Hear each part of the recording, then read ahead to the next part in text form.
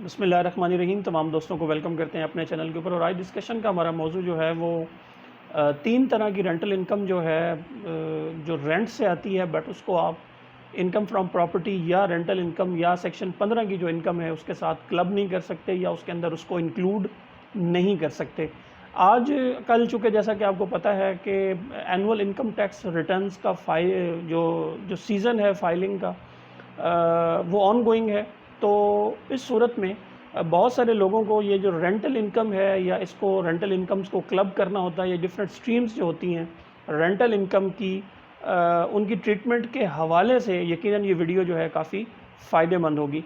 तो तीन तरह का रेंट है जिसको उन्होंने अदर इनकम की जो कैटेगरी है उसके अंदर डाला है। वो क्यों डाला है और क्या किन किन सेक्शन या सब सेक्शंस का रेफरेंस जो है इस सूरत में हम देख सकते हैं, ये सारी चीज़ें आज हम डिस्कस करेंगे।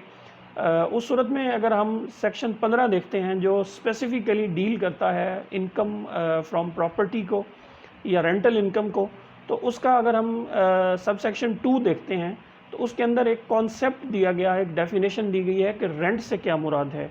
तो रेंट में उन्होंने ये कहा है कि ऐसी इनकम जो प्रॉपर्टी का जो मालिक है वो रिसीव करता है जब वो किसी भी बिल्डिंग को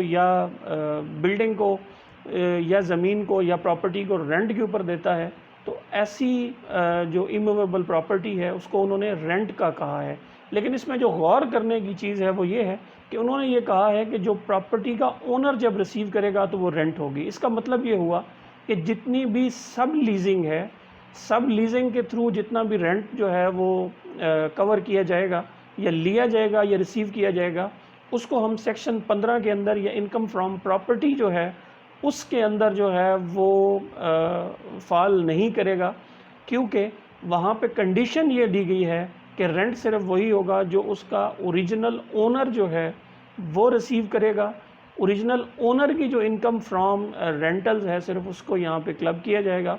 तो इससे होगा ये कि ऐसे तमाम अफराद जो बिल्डिंग्स को या स्पेस को रेंट पे लेते हैं और आगे उसको सब लीज़ करते हैं, तो जितनी भी सब लीज़ की इनकम होगी वो सेक्शन 15 सब सेक्शन 2 के तहत जो है उसको हम क्लासीफाई करेंगे अदर इनकम के अंदर।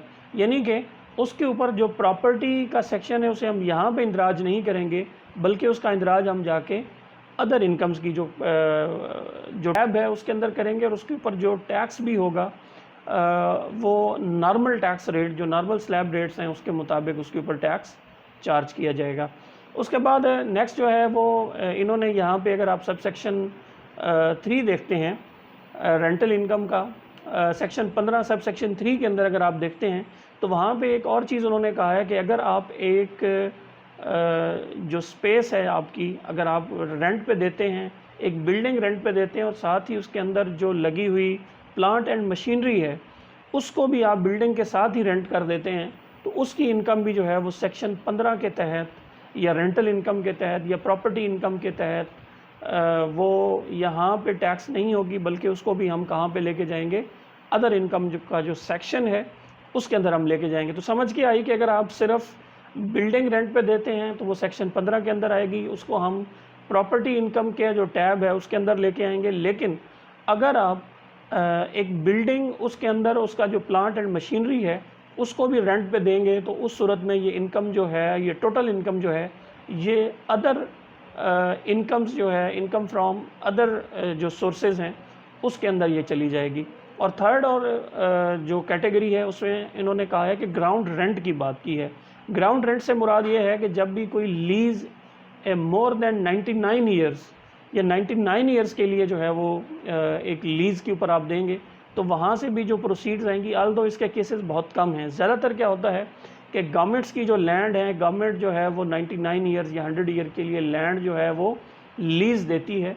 ज़्यादातर ऐसा होता है कि प्राइवेट सेक्टर के अंदर या अदर देन गवर्नमेंट ऐसे केसेस बहुत कम देखने में आते हैं जहाँ पे ग्राउंड रेंट की बात होती है। बट ज़ाहिर है अब वहाँ पे एक इनकम इन्होंने यहाँ पे एक ऑप्शन रखी है, तो उस ऑप्शन का भी हमें नॉलेज होना चाहिए कि अगर एक लॉन्ग टर्म जो लीज़ है, मिनिमम जो है वो 99 ईयर अबव है, उससे अगर कोई इनकम जो है वो आती है तो उसको भी हम सेक्शन 15 के तहत प्रॉपर्टी इनकम या रेंटल इनकम के तहत उसको हम यहाँ पे इंदराज नहीं करेंगे, बल्कि उसको भी हम कहाँ पे जाके क्लब करेंगे, अदर इनकम्स के तहत।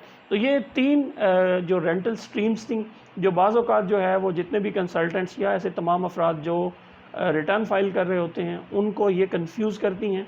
बहुत से लोग जो है इनको रेंटल इनकम में ही क्लब करते हैं, या रेंटल इनकम पे ही इसकी टैक्सेशन होती है, और इसके अलावा इनकी जो विद होल्डिंग है वो भी सेक्शन 155 के तहत हो रही होती है।